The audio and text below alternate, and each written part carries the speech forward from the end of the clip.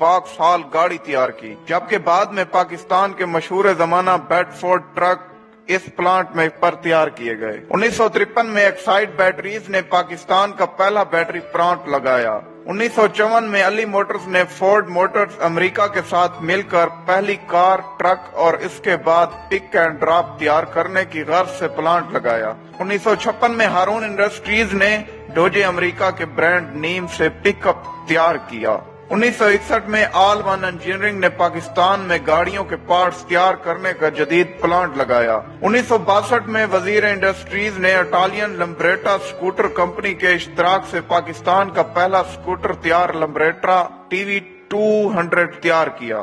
1962 میں کندھوالا انڈسٹریز نے امریکہ jeep company کے مختلف model series CJ5، CJ6، CJ7 ملک میں پہلی بار تیار کی۔ 1963 میں جنرل ٹائرز نے کراچی میں پہلا ٹائروں کا پلانٹ کانٹل ٹائرز جرمنی کے تعاون سے قائم کیا۔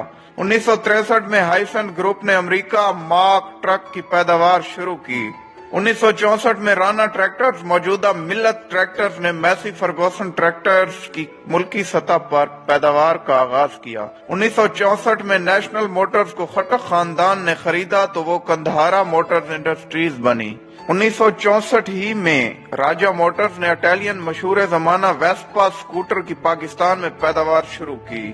1964 اٹلس آٹوز نے پہلا ہونڈا موٹر سائیکل کا پلانٹ لگایا۔ 1965 میں جعفر موٹرز نے مختلف آپریشنز جیسے trailer bed, ambulance, fire brigade کے لیے گاڑیاں تیار کرنے کا آغاز کیا۔ 1965 میں مانو موٹرز نے ٹویوٹا گاڑیوں کی مقامی سطح پر پیداوار کی بنیاد رکھی۔ پھر آتا ہے کہانی میں وہ موڑ جہاں سے شروع ہونے والا انٹرول آج تک ختم ہونے کا نام نہیں لیتا۔ 1972 میں تمام آٹو صنعتوں کو قومیہ کر پاکستان آٹو موبائل کارپوریشن کا نام دیا گیا۔ علی موٹرز کو عوامی موٹرز، وزیر اعلیٰ انجینئرنگ کو سندھ انجینئرنگ، ہارون انڈسٹریز کو ریپبلک موٹرز، گندھارا موٹرز کو نیشنل موٹرز، کندھوالا موٹرز کو نیا دور موٹرز، ہائسن کو مارک ٹرک، جعفر موٹرز کو ٹریلر ڈیولپمنٹ کارپوریشن کا نام دیا جاتا ہے، جبکہ رانا ٹریکٹرز کو ملت ٹریکٹرز کا نام دے کر پاکستان ٹریکٹرز کارپوریشن کا ادارہ قائم کیا گیا۔ معذرت کے ساتھ بھٹو صاحب بھی کسی کے منصوبوں پر اپنی تختی لگاتے رہے، جس کی بدولت آج تک ہماری صنعت مکمل بحال نہیں ہو سکی۔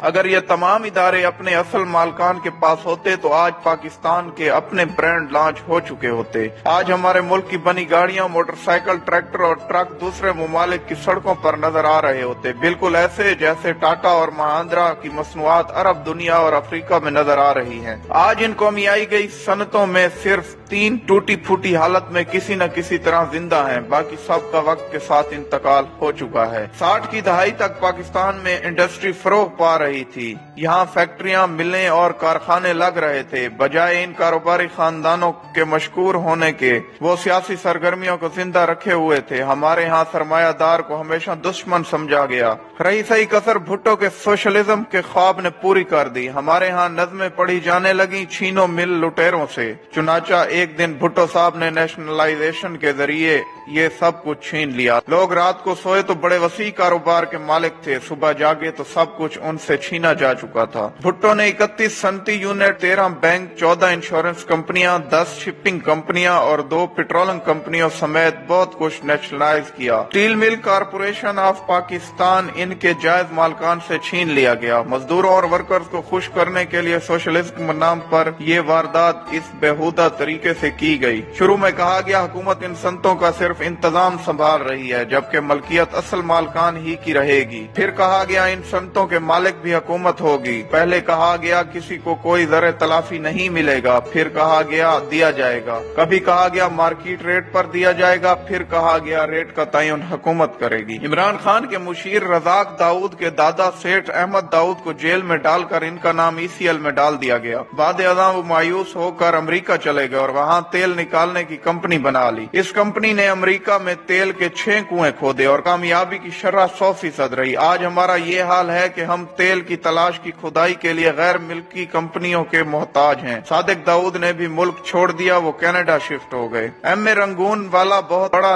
कारोबारी नाम था, वो रंगून से मुंबई आए और क्या में पाकिस्तान के वक्त सारा कारोबार लेकर पाकिस्तान आ गए। वो यहाँ एक या दो नहीं 45 कंपनियां चला रहे थे। इन्होंने भी मायूसी और परेशानी में मुल्क छोड़ दिया और मलेशिया चले गए। गर्ज ये कि तमाम इन्वेस्टर जिन्हें आज हम ढूंढ रहे हैं वो सारे पाकिस्तान छोड़कर मुख्तलिफ ममालिक में शिफ्ट हो गए। मजदूर अब सरकार के मुलाजिम थे, काम करने की क्या जरूरत थी। नतीजा ये निकला, एक ही साल में कौमियाई गई सनत का 80% बर्बाद हो गया। जरी ग्रोथ की शरह 3 गुना कमी वाक़ई हुई, नौबत कर्जों तक आ गई। जितना कर्ज मशरकी और मगरबी यानी मुत्तहिदा पाकिस्तान ने अपनी पूरी तारीख में लिया था, इससे ज्यादा कर्ज भुट्टो हुकूमत ने चंद सालों में ले लिया। खित्ते में सबसे ज्यादा अफरात-ए-ज़र पाकिस्तान में था। अदायगियों के खसारे में 595% इजाफा हो गया। स्टेट बैंक हर साल एक रिपोर्ट पेश करता, भुट्टो ने 4 साल स्टेट बैंक को ये रिपोर्ट ही पेश न करने दी ताकि लोगों को इल्म ही ना हो कि कितनी तबाही हो चुकी है। हम भी क्या लोग हैं, अपनी इंडस्ट्री अपने हाथों से तबाह करके अब हम चीन की मिन्नतें कर रहे हैं कि यहाँ इंडस्ट्री लगाए। दुनिया 40 साल से कंप्यूटर इस्तेमाल कर रही है और हम आज तक एक माउस नहीं बना सके। दुनिया 30 साल से मोबाइल फोन इस्तेमाल कर रही है और हम आज तक एक चार्जर नहीं बना सके। पाकिस्तान का खाना खराब करने में जुल्फकार अली भुट्टो और पीपल पार्टी का